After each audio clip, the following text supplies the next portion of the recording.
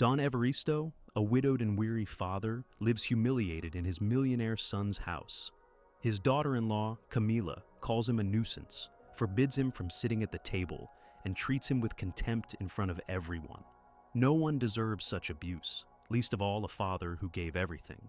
What would you do if you saw an old man treated this way? Tell me where you're watching from, like this if it moves you, and subscribe. In the cold kitchen of the mansion in Polanco, Mexico City, the marble countertops held the breath of air conditioning, the refrigerator hummed constantly, and perfectly aligned glasses gleamed under harsh white light. The distant murmur of birds and the rhythmic sweep of a broom drifted in from the patio. The space smelled of chlorine and freshly brewed coffee that wasn't for him. Don Evaristo, wearing a threadbare wool sweater, meticulously polished a chrome tray.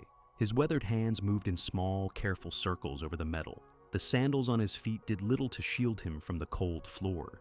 He glanced occasionally at the fruit bowl filled with perfect oranges, the massive screen on the dining room wall, the imported vase without a single flower. The contrasts weren't lost on him, his mended clothes against the gleaming surfaces of a house that didn't belong to him. The sharp click of heels against the floor announced Camilla's arrival. She entered wearing a designer suit, impeccable nails, expensive perfume lingering in her wake. She looked him up and down as though inspecting an old piece of furniture. "Don't leave smudges," she said without greeting. "And don't touch the coffee maker, it's new." He nodded silently. Fine china plates sat on the table, prepared for Mauricio's business brunch. His son, who rarely appeared these days. Camilla brought a plate closer to Evaristo and, with a grimace, pushed it away. "This reeks of dampness. Wash it again." The tea kettle whistled, the blender roared for a few seconds, a utensil fell with a metallic ping. Don Evaristo felt the coldness of the floor seeping through his thin sandals as he bent to retrieve the fallen spoon. His dignity seemed to shrink with every command from his daughter-in-law. "Hurry up," Camilla said, placing a cloth in his hand as though he were simply another employee. "We have important guests today." There were no shouts, the tone carried more weight. He swallowed hard, picked up the utensil, took a deep breath. For a moment, the kitchen stood still. A thick silence fell over the man, and indignation settled in the hearts of those watching, like a knot that couldn't be untied. Outside, Mexico City continued its morning rhythm. Car horns, vendors calling out, the faint sound of music from a neighbor's window. Inside this opulent house in Polanco, time moved differently for Don Evaristo. Each minute stretched under the weight of unspoken words. That afternoon, when Mauricio's business associates arrived in their polished cars and tailored suits, Don Evaristo remained in the shadows. He watched from the hallway as Camilla transformed, all charm and grace, offering the coffee she had forbidden him to touch. Her laugh tinkled like expensive crystal. "Such a lovely home you have," commented one of the guests. "We've worked hard for it," Camilla replied, her smile never reaching her eyes. "Everything in its proper place." Her gaze drifted briefly to the hallway where Evaristo stood, and the meaning was clear. He wasn't part of the proper place she had created. When the guests departed hours later, Camilla's mask slipped away. She pointed to water spots on the windows. "You missed these. Do them again." Evaristo took the cleaning cloth without argument. As he worked, he caught his reflection in the glass, a ghostly figure, increasingly transparent in this house. How had it come to this? His son's home, where he should feel welcomed, had become a place of constant vigilance and quiet humiliation.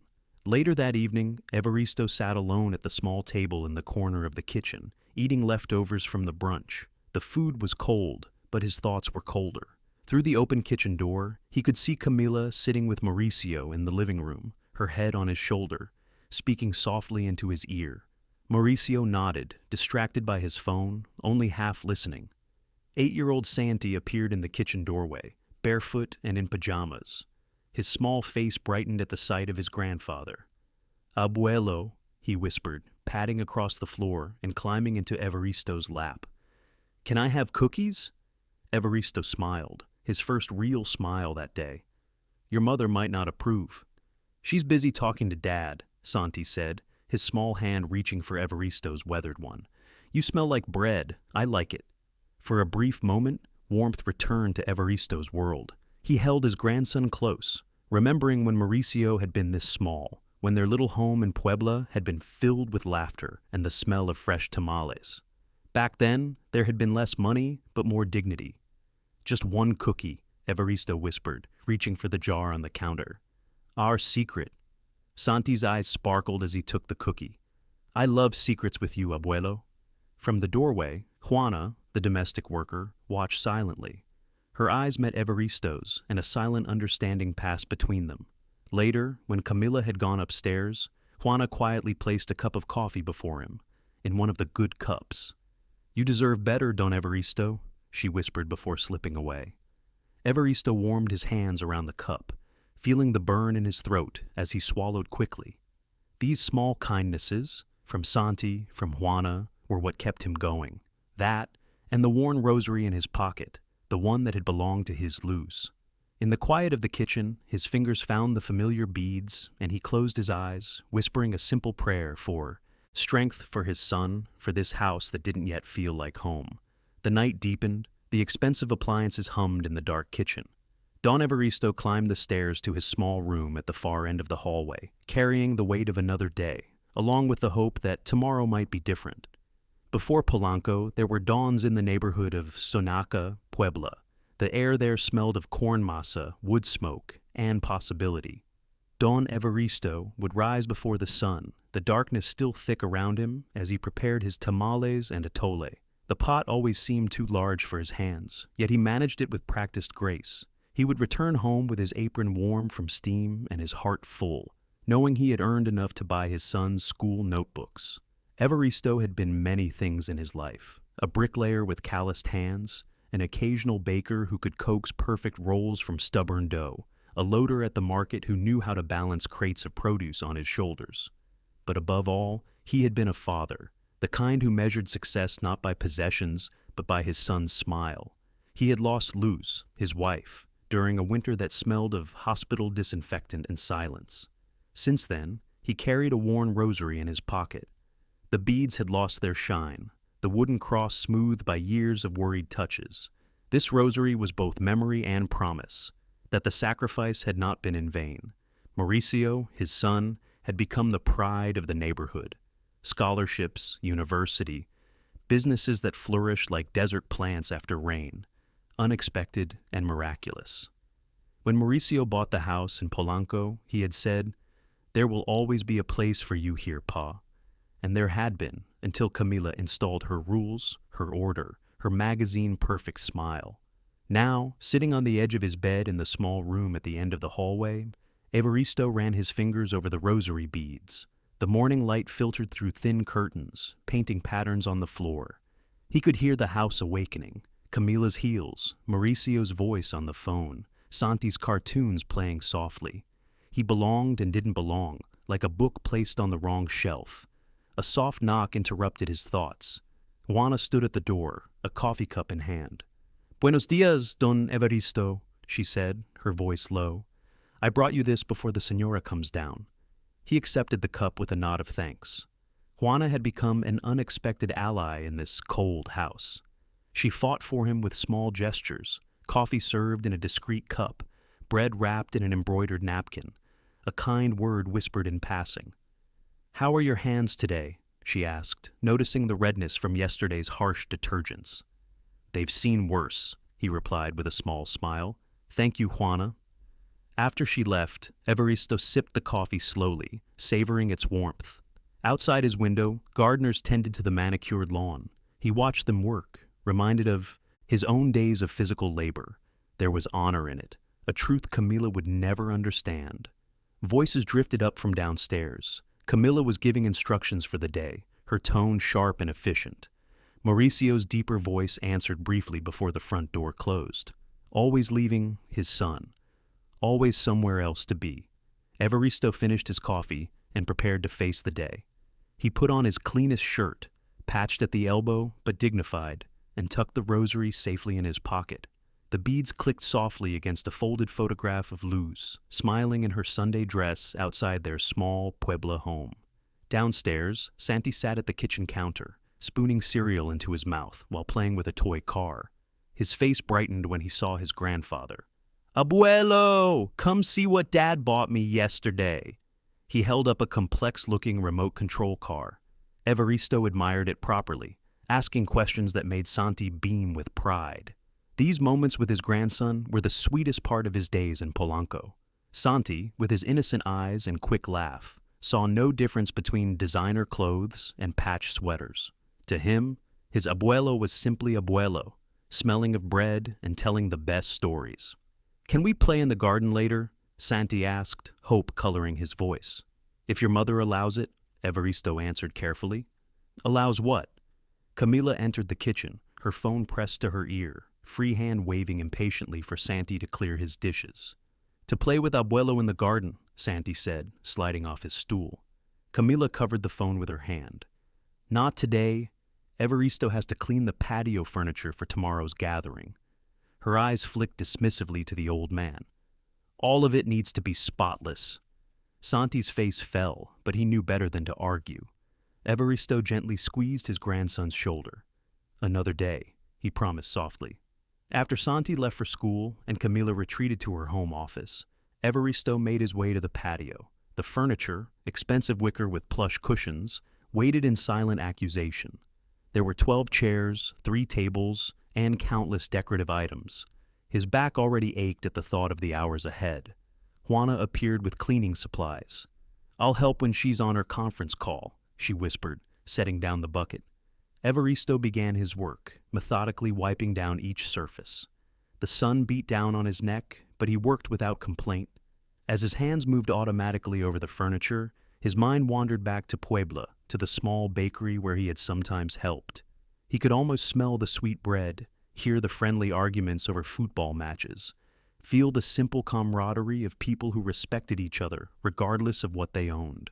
Despite everything, Evaristo believed, against all evidence, that life could bend toward goodness. Sometimes, when Camila wasn't looking, he would take out the rosary and rub it in his pocket, murmuring a simple prayer for the house, for Mauricio, for himself. Hope, though wounded, remained in his fingers like a warmth that refused to surrender. By mid-afternoon, his shoulders burned with exertion. He had completed 9 chairs and 2 tables, each gleaming in the sunlight. He straightened slowly, pressing his hand against his lower back. A small sound made him turn. Santi stood watching, his school backpack still on his shoulders. "Abuelo, you look tired," he said, his young face serious. "Just taking a little rest," Evaristo assured him. "How was school today?" Santi shrugged, then looked over his shoulder to make sure they were alone. "I made something for you." He pulled a folded paper from his pocket. "It's us," he explained as Evaristo carefully unfolded it. The drawing showed 2 figures, one small, one tall, holding hands beside what appeared to be a taco stand. "That's your taco stand," Santi said proudly.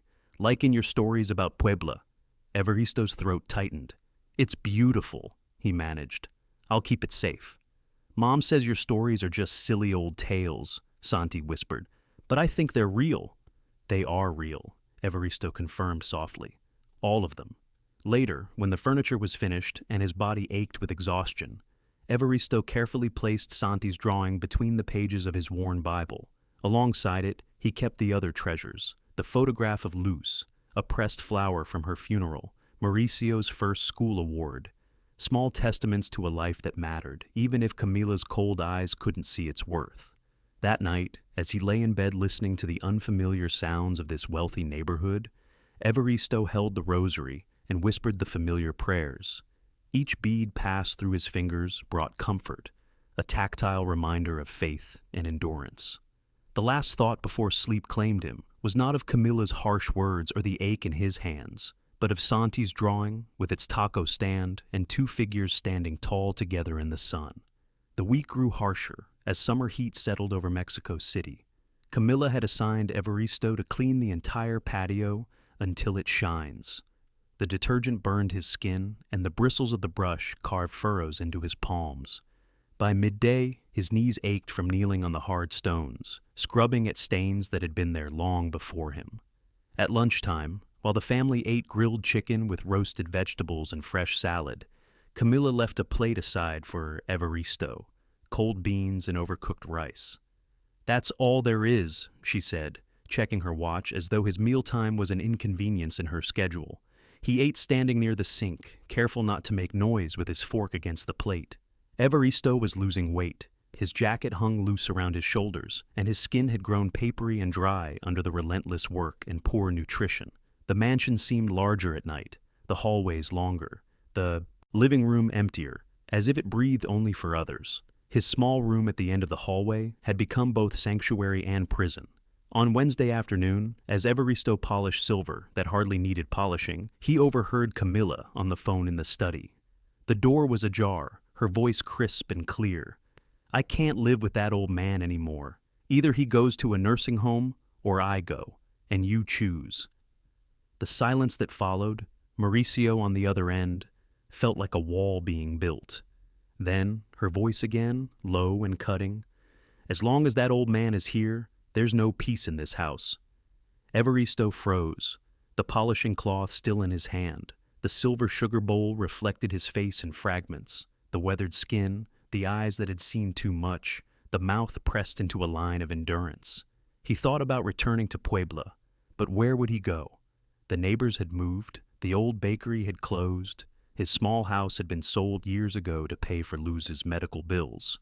He remembered the scent of bread from the neighbor's oven, the sun filtering through the curtain slats, and felt loneliness settle on him like a damp sack. His son's voice came back to him. "There will always be a place for you here, Pa." But promises, like photographs, faded with exposure to reality. That night, going for water in the kitchen, Evaristo heard a whisper behind the dining room door.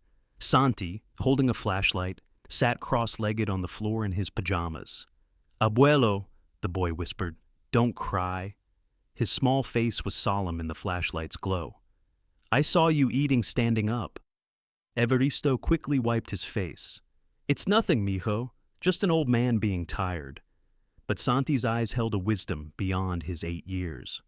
"I recorded when she threw your plate," he said, with the innocence of someone who doesn't measure danger. He held up his tablet. "And other things, too." Evaristo trembled. Something hidden finally pulsed like a summons to action. From the shadows near the kitchen, Juana nodded silently, her eyes conveying what words couldn't. There were witnesses. There was truth stored in a child's device. "Santi, listen to me." Evaristo knelt beside his grandson, ignoring the pain in his knees.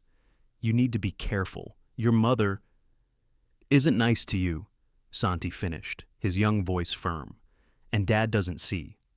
"Your father works hard," Evaristo said automatically, defending his son even now. "He has many responsibilities." Santi's response was simple. "You're his responsibility too, abuelo." The next day brought new humiliations. Camilla hosted a lunch for her friends, elegant women with expensive handbags and practiced laughs.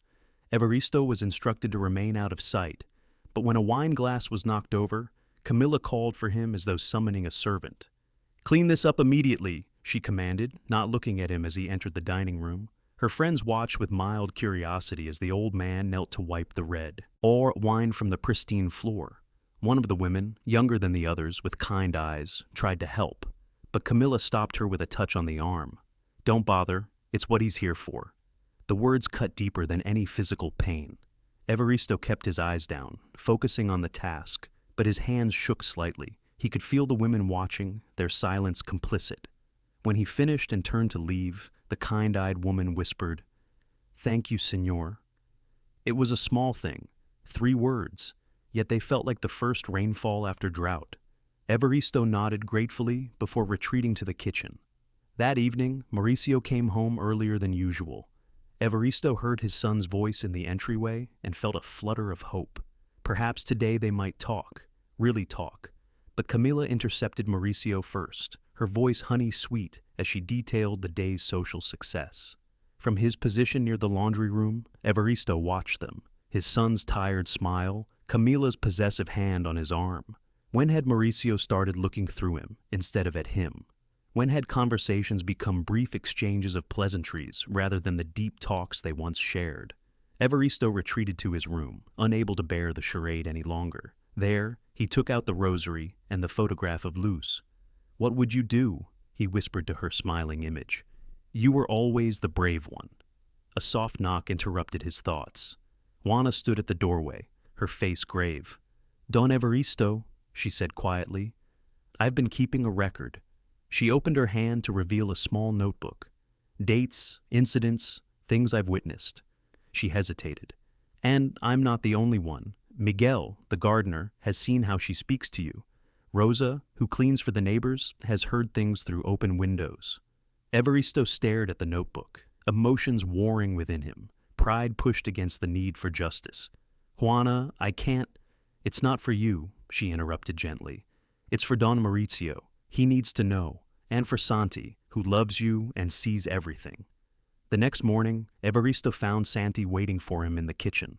The boy's face was serious beyond his years. Abuelo, I showed my videos to Juana, he whispered. She says we should show Dad. Fear clutched at Evaristo's chest. Your mother would be very angry. But it's not right, Santi insisted, his small jaw set stubbornly. You taught me that we should always stand up for what's right. Those words, his own, reflected back at him through the pure lens of childhood, struck Evaristo like physical blows. When had he stopped standing up?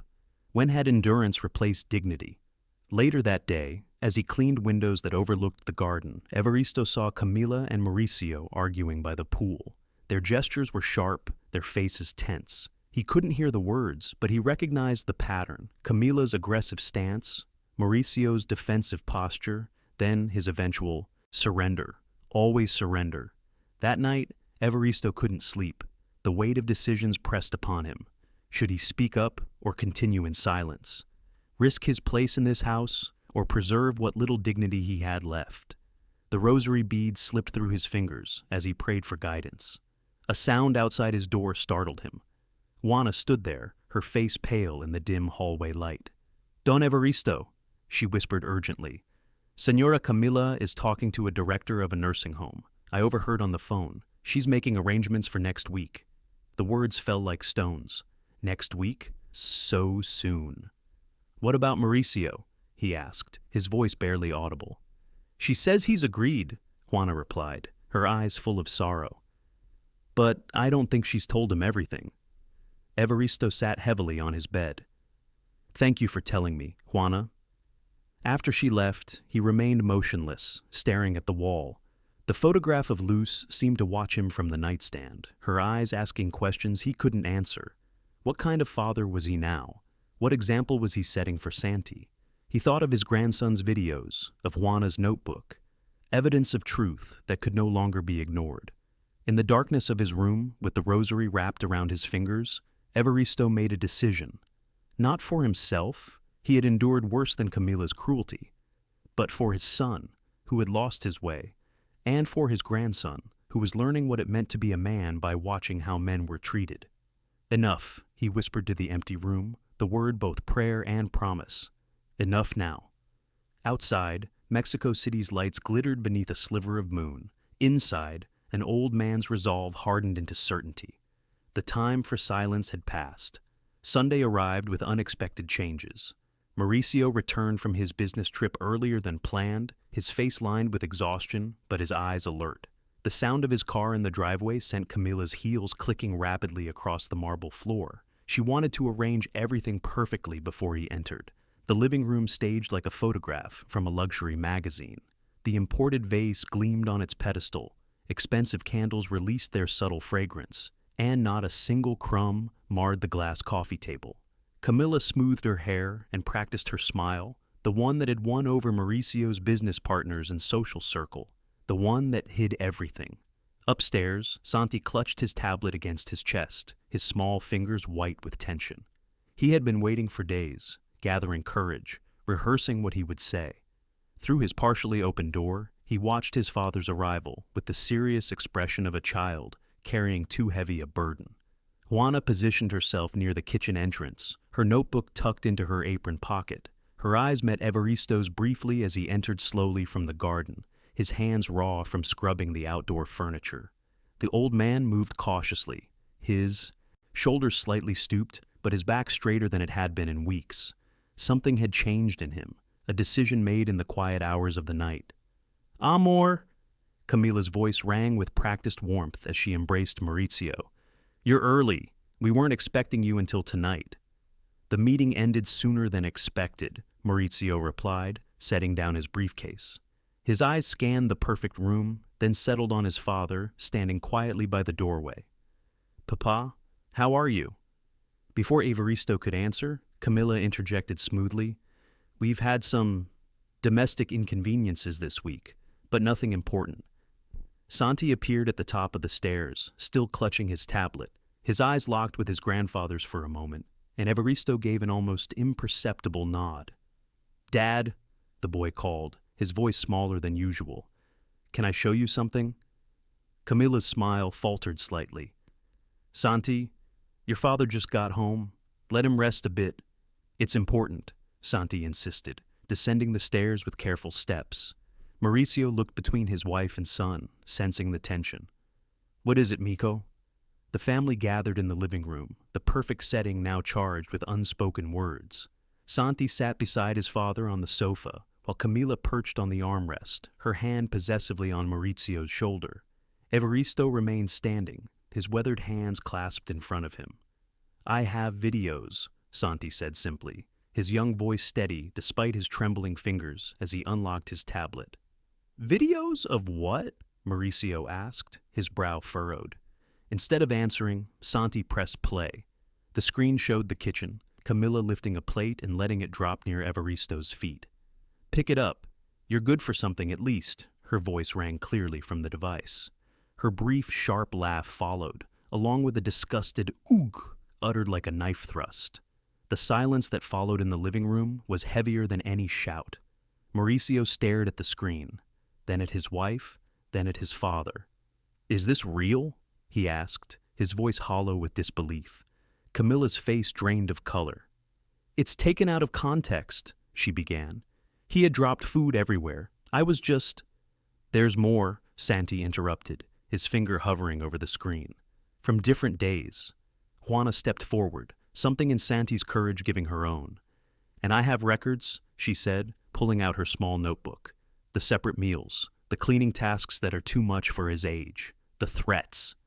"Threats?" Maurizio echoed, looking up sharply. "To send him away," Juana clarified, her eyes steady despite Camilla's glare. "To a nursing home, without consulting you." Maurizio turned to his wife, waiting for her explanation.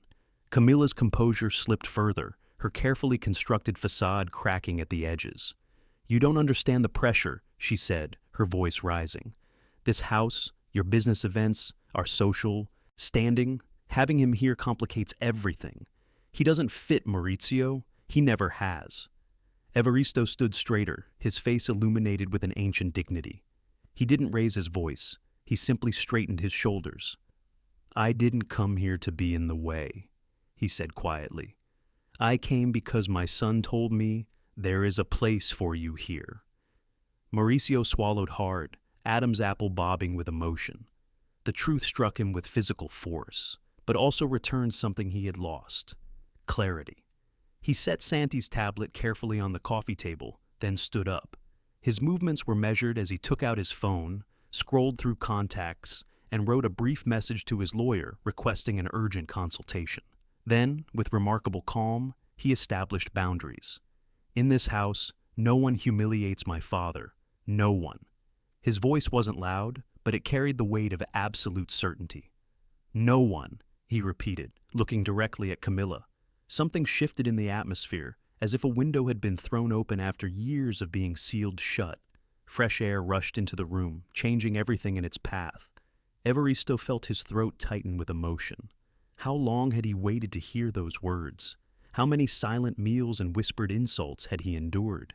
He looked at his son, really looked at him, and saw echoes of the boy who had once proudly brought home perfect grades, determined to make his parents' sacrifices worthwhile. Camilla's response came in waves, first denial, then attempts to minimize. "It wasn't as bad as it looks," she insisted. "Everyone has bad days. You're overreacting." But the evidence was undeniable. Santi's tablet held more videos.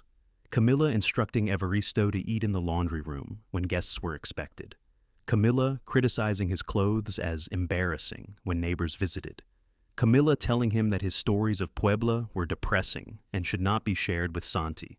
As each clip played, Mauricio's expression hardened further, The final video showed Camila on the phone, clearly discussing nursing home arrangements. By next week, her recorded voice stated confidently, I've already put down a deposit. He'll be better off there. They have people to deal with, his kind. The room fell silent when the last video ended. Even the house itself seemed to hold its breath, waiting for what would come next. How could you? Mauricio finally asked, his voice barely above a whisper. He's my father. Camila's attempt at justification faltered under his gaze. I was thinking of what's best for us, for our lifestyle, for Santi's future. I want Abuelo here, Santi said firmly, moving to stand beside his grandfather. He belongs with us. Evaristo placed a gentle hand on his grandson's shoulder, overwhelmed by the boy's courage.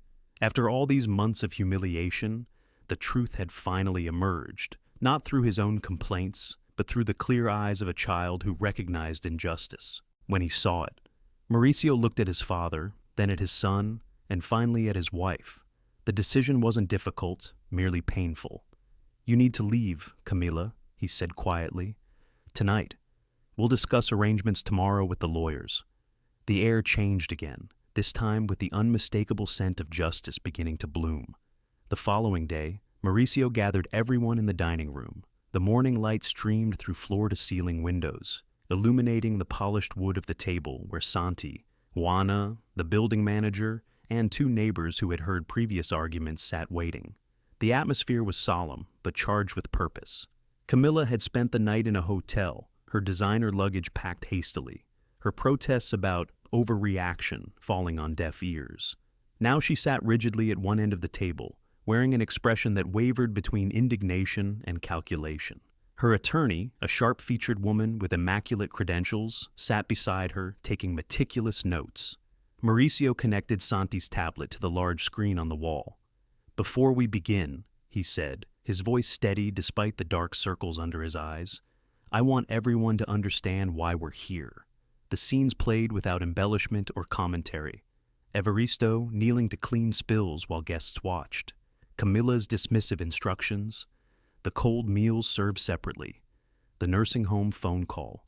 The raw truth unfolded in high definition, impossible to dismiss as misunderstanding or exaggeration. Camila attempted to object, her manicured hand raised in protest. This is being taken completely out of context, she insisted. I never physically harmed him. You never had to, Evaristo replied quietly. It was the first time he had directly challenged her, and the simple dignity in his voice silenced the room. I never disrespected you. I only asked for a place at the table. The neighbors exchanged glances. Mrs. Fuentes, whose apartment shared a wall with the family's dining room, nodded solemnly. I heard how she spoke to him many times, she confirmed. Even through the walls, the contempt was clear. The old gentleman would work outside in the full heat, added Mr. Vega, who lived across the courtyard, hours without water or rest. I offered help once, but the senora said it wasn't necessary, that he needed to earn his keep. Mauricio's face darkened at each new revelation. He moved to stand beside his father, no longer the distant, distracted son, but a man reclaiming his own integrity. Dad stays, he stated, his tone leaving no room for negotiation. You, Camila, will never speak to him that way again. Today, you're leaving this house. Our lawyer will contact you about further arrangements. Camila's attorney leaned forward. Mr. Gutierrez, my client is willing to discuss a more reasonable— There's nothing to discuss, Mauricio interrupted. The evidence speaks for itself. Camila tried one final approach, her voice shifting to the honeyed tone that had so often swayed decisions her way. Mauricio, you're not understanding the pressure, the social obligations, the events we host here. Your father's presence complicates everything. Surely we can find a solution that works for everyone. But the word disgusting, captured clearly in one of the videos, echoed in the room, undermining her attempted reasonableness. Mauricio shook his head, unmoved. The only thing disgusting here was how my father was treated in my home. Santi, who had been watching with solemn eyes, squeezed his grandfather's hand. Evaristo felt something shift inside him, not triumph, but a quiet restoration of what had been stolen, his place in the family, his dignity, his worth beyond utility. The building manager, who had remained silent until now, cleared his throat. As a representative of the building association, I must say that elder abuse is taken very seriously in our community. We have clear policies. Camila's lawyer quickly intervened. No formal charges of abuse have been filed. Yet, Mauricio added quietly, the single word hung in the air like a promise. Evaristo looked at his son with surprise. This wasn't what he had expected or wanted. Legal battles, public accusations. Hijo, perhaps we shouldn't. It's not just for you, Papa, Mauricio said gently. It's for Santi, who needs to see that wrong actions have consequences. It's for our family, which needs healing. He turned back to Camila. And it's for others who might suffer the same treatment if nothing is done. The neighbors nodded in agreement. Mrs. Fuentes reached across the table to pat Evaristo's hand. You deserve better, Don Evaristo. We all saw, and we said nothing for too long. Camila's composure finally cracked. This is ridiculous. I provided him with food, with shelter, but not with respect, Juana interrupted, her quiet voice cutting through Camila's protests. Not with kindness. She opened her notebook, where dates and incidents were recorded in neat handwriting. May 3rd, Don Evaristo given spoiled food from the back of the refrigerator. May 7th, forced to clean the entire patio in full sun without water. May 12th, told his belongings from Puebla would be thrown away to make room for new exercise equipment. Each entry was another piece of evidence in the careful documentation of small cruelties, not dramatic enough to attract immediate intervention, but devastating in their accumulation. The room fell silent as Juana read, the methodical record of indignities impossible to dismiss.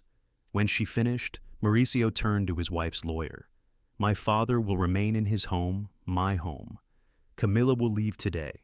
If she contests this, we will pursue both civil and criminal charges for elder abuse. The attorney nodded curtly, recognizing the strength of the evidence.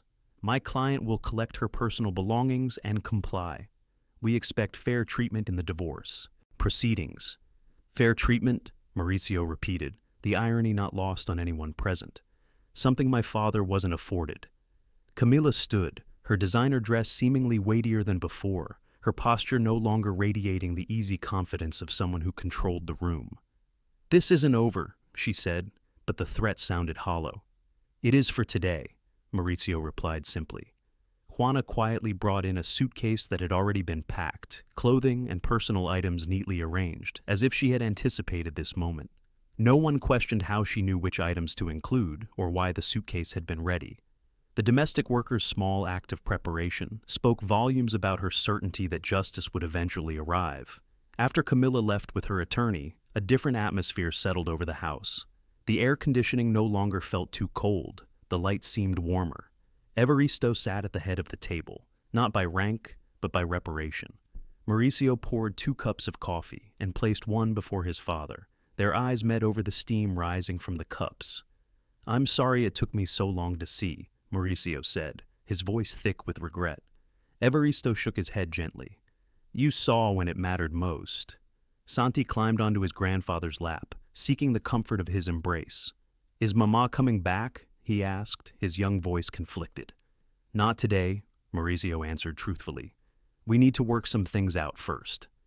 On the wall, the expensive vase that had been Camila's pride suddenly seemed unimportant. What mattered were the eyes of the grandfather, now more alive. Santi placed a carefully folded napkin in front of him, one of the embroidered ones Juana had always secretly used for his bread. The house breathed differently. Respect had returned to its rightful place, like furniture that had always belonged there but had been temporarily moved aside. In that newly restored order, everyone felt the shifting balance, how injustice had yielded one step, how dignity had reclaimed its ground. Evaristo closed his eyes briefly, savoring the moment. The sound of Santi's laughter as Mauricio told a joke, the smell of fresh coffee that was made for everyone at the table, the gentle touch of sunlight through windows that no longer seemed like barriers. For the first time in months, the house in Polanco felt like it might, someday, become home. The consequences came swiftly. Armed with the evidence, Santi's videos, Juana's detailed records, and testimony from neighbors, Mauricio's lawyer filed a complaint of elder abuse at the civil court in Miguel Hidalgo district.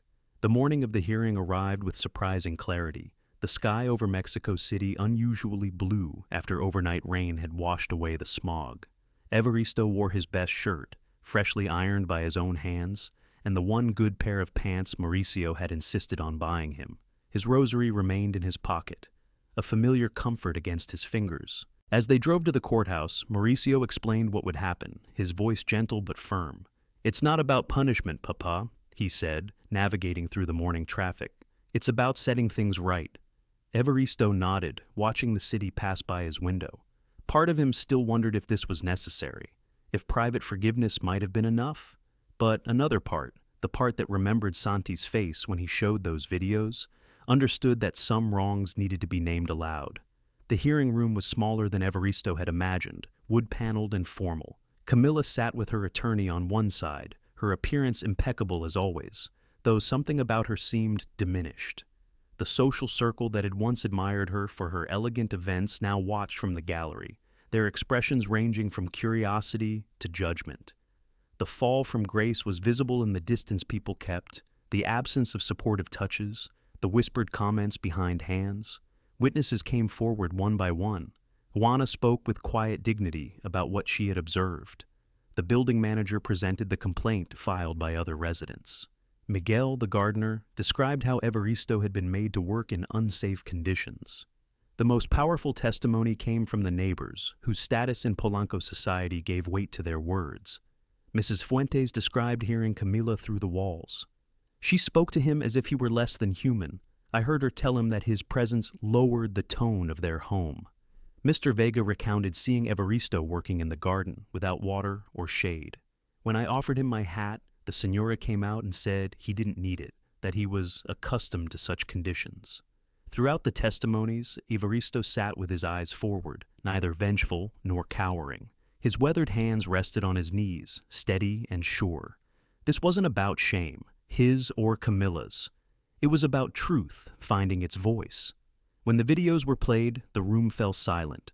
No legal argument could counter what was plainly visible: the contempt in Camilla's expression, the calculated humiliation in her tone, the systematic erosion of an old man's dignity. Her attorney attempted to contextualize the behavior, arguing that cultural differences and stress had contributed to misunderstandings. The judge, a woman with silver-streaked hair and eyes that had seen too many family fractures, listened to all sides with careful attention. When it was time for her ruling, she looked directly at Camilla. "The evidence before this court demonstrates a clear pattern of elder mistreatment," she stated, her voice firm. "While the injuries inflicted were not physical, the psychological and emotional harm is evident and documented. This court takes such violations of human dignity very seriously." The ruling came with clear consequences: a restraining order prohibiting Camilla from approaching Evaristo, mandatory community service at a day center for elderly residents, a significant fine to be paid to an organization supporting elder rights, and a formal apology to be recorded before the court. "This sanction is not merely punitive," the judge clarified. "It is intended to be educational and restorative. The dignity of our elders is not negotiable in this society." Camilla's face remained composed, but her eyes revealed the impact of public accountability. The social circle that had once admired her elegant events and perfect home now witnessed her fall. The judgment was more than legal. It was social, a visible shifting of sympathies. As they left the courthouse, Mauricio placed a protective hand on his father's shoulder. "Are you okay, Papa?" Evaristo nodded slowly. "It feels strange, having others speak for me after so long being silent." "You were never without a voice," Mauricio said gently. "I just wasn't listening carefully enough." Back at the house in Polanco, changes had already begun. Mauricio had installed a small table by the window in the living room, where morning light created patterns on the wood. On this table now sat a framed photograph of Luz, Evaristo's wife, smiling in her Sunday best outside their old home in Puebla.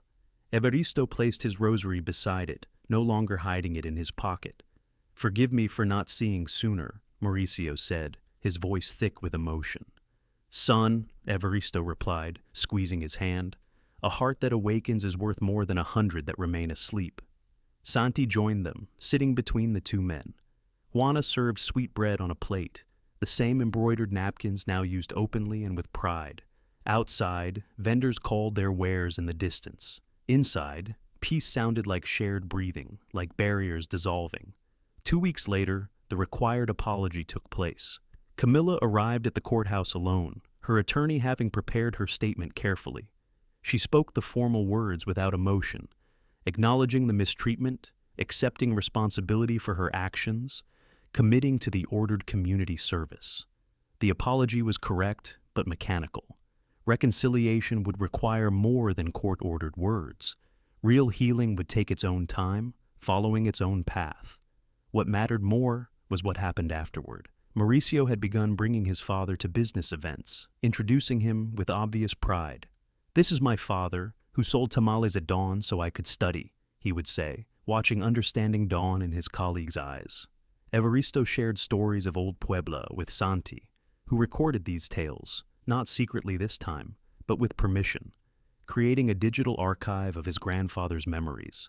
Ioana continued working in the house, but now as the respected household manager with proper hours and fair pay. The power dynamic had shifted, not through violence or vengeance, but through truth finally spoken aloud. One evening in late summer, as golden light filtered through the windows, Mauricio found his father sitting quietly in the garden. Evaristo's hands, still rough from years of labor, gently touched the petals of newly planted marigolds. "Are you happy here now, Papa?" Mauricio asked, sitting beside him. Evaristo considered the question, watching a hummingbird hover near the flowers. "I'm at peace," he said finally. "It's not the same thing, but it's good." "What would make you happy?" Mauricio pressed gently. Evaristo smiled. "To see you remember who you are. To watch Santi grow into a man who understands respect. To know that what happened here might help other old ones who suffer in silence." That weekend, they visited the community center where Camilla performed her court-mandated service. They didn't interact with her, respecting the boundaries set by the court, but Evaristo observed quietly as she helped elderly residents with art projects. Her hands, once used to point out imperfections, now guided older fingers through simple paintings. The transformation wasn't complete, may never be, but it was a beginning. On the drive home, Santi asked from the back seat, "Why did we go there, Abuelo? Aren't you still angry at her?" Evaristo turned to look at his grandson's earnest face. "Anger is a heavy bag to carry, mijo. Sometimes the best revenge is to see someone learn what they refused to see before." That night, Evaristo closed his eyes in a bedroom that now held photographs, keepsakes from Puebla, and a small altar with candles for Luz. The house breathed differently around him, no longer a showcase, but a home where memories could be honored and new traditions begun. Santi had left a note on his nightstand, written in careful letters. "Abuelo, I'm going to be like you when I grow up." The simple declaration brought tears to the old man's eyes, not of sadness, but of recognition. The cycle had broken, a new pattern had begun. Evaristo took out his rosary one final time that night, the beads warm in his palm. As he whispered his prayers, he added an extra one, for Camilla, for learning, for the slow work of restoration. Then he placed it beside Luz's photograph, no longer hidden, but displayed with the quiet pride of a life lived with dignity. Outside the window, Mexico City pulsed with its eternal rhythms. Inside, an old man closed his eyes and slept peacefully, having reclaimed his place in a world that had tried to make him invisible. His last thought before drifting off was the phrase he had told Santi earlier that day, words the boy would carry throughout his life. "Where there is respect, there is home."